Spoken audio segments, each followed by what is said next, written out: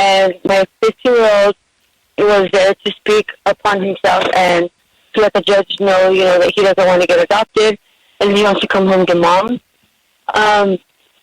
How long does that take, or what does he have to do, or what do we have to do in order to get him home now?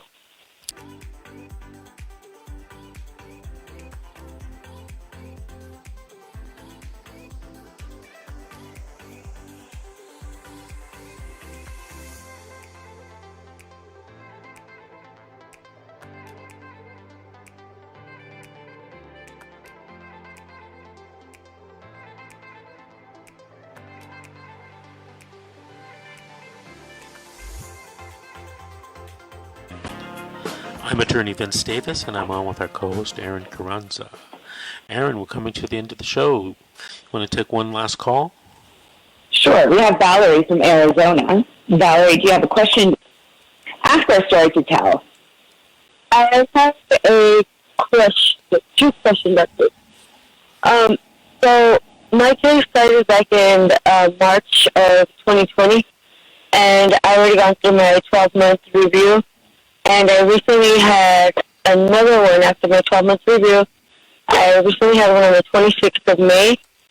So, we're all thinking, that we're going to go through our reunification, because reunification was originally set for March 30th of this year. So, since it didn't happen then, we thought it was going to happen on the 26th of May. But it didn't happen, and my 15-year-old was there to speak upon himself and to let the judge know, that he doesn't want to get adopted and he wants to come home to mom. How long does that take, or what does he have to do, or what do we have to do in order to get him home now? Okay, so you're in Arizona? Yeah, I'm in Tucson. Okay, so I'm licensed in California. I'm not an Arizona attorney, so I'm going to answer that question as if you were in California, okay? Okay. All right. So when is your next court hearing? My next court hearing is set for August 24th. Do you know what type of hearing it is? I don't. Okay. I've actually spoken to you before about my case already, and it's just like it's a really big mess up thing, and once in a while I still talk to Georgetta. Okay. But here's the thing. You can't be confused about this. We're talking about your child or children, right? And you can't tell me, hey, I'm confused. You need to talk to your lawyer. Okay? Yes. You need to get unconfused about the situation so that you guys can come up with a strategy. Mhm. Witnesses, exhibits. Yeah, and I did follow that, because you did give me that advice the last time, and also to change my judge. I tried doing both things, and they told me that at this point I can't change neither one of them. Is that true? Oh, I don't know. Only because it's Arizona law. Right. But that's something you definitely should be talking to your attorney about. Oh, yeah, I have, and it's just getting nowhere. And, at this point, I'm also looking for a new attorney, but at this point, I've lost, looking for one, because since they told me that at this point it's already really far into the case and that I can't change my judge or my attorney. Okay, so you might not be able to change your judge, but you can change your attorney. And you are going to have to, go on Google. You're going to have to let your fingers do the walking through the yellow pages. You're going to have to call, and call. Yeah. Until you find someone that can help you in your area. I think you mentioned Tucson or wherever you are.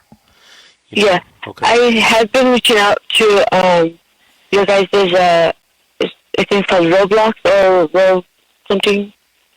I forgot what it's called, but there's this other place that I've been calling, and just literally just looking for another attorney.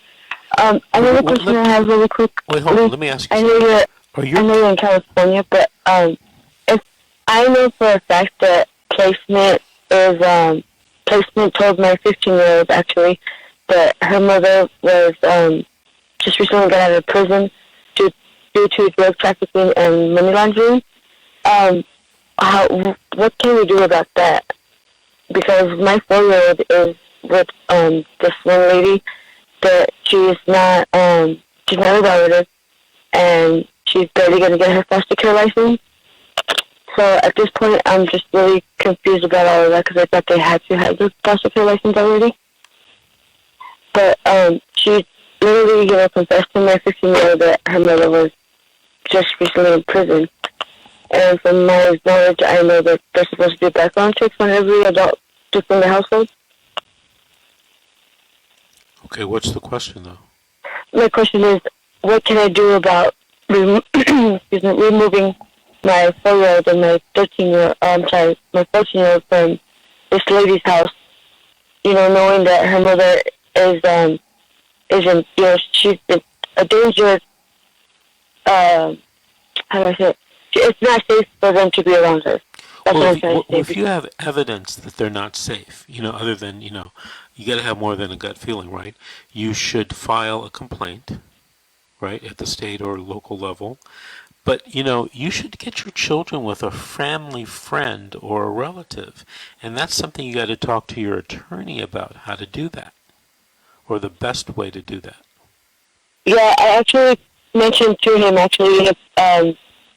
literally 5 minutes before the court, I told him, remember to please let them know that she's not a relative, and I want them removed from there. And he said, okay, I will let the judge know. But then he didn't even mention anything about her not being a relative. It's still on paperwork. It's still saying that she's a relative. Well, let me tell you what the Vince Davis strategy is. You make a list of 25 relatives and family friends. Doesn't matter where they live. They can live in California. They can live in New York. They can live in, London, England. Doesn't matter. Make that list. Names, address, telephone number of people that could, I didn't say would, that could take the child or children. Give that list to your attorney and also email it to your social worker. Okay, at my first meeting, when my case first started, 2 minutes. They actually asked me for 25 people, and I wrote them down as well as the lady that asked me for them at the time. She wrote it down as well on the board, and neither one of those 25 people, have my kids right now, and there's actually 5 people on that list that are willing to take my kids. Okay, Valerie. Valerie, hold on. My engineer told me we're running out of time. Listen. Okay. Make the list, email it to your social worker and to your attorney, and tell them, I want my kids placed in one of these homes. Okay. Email it so there'll be a record. Okay. Oh, yeah, I email everything and record everything.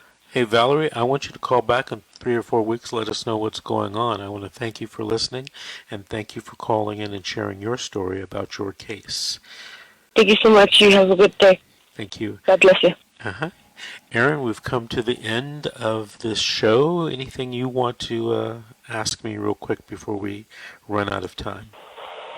Can you give me the details about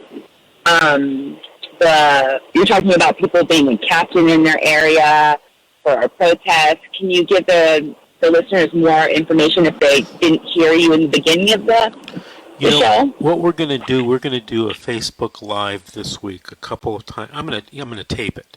We'll play it a couple of times this week and get this thing rolling.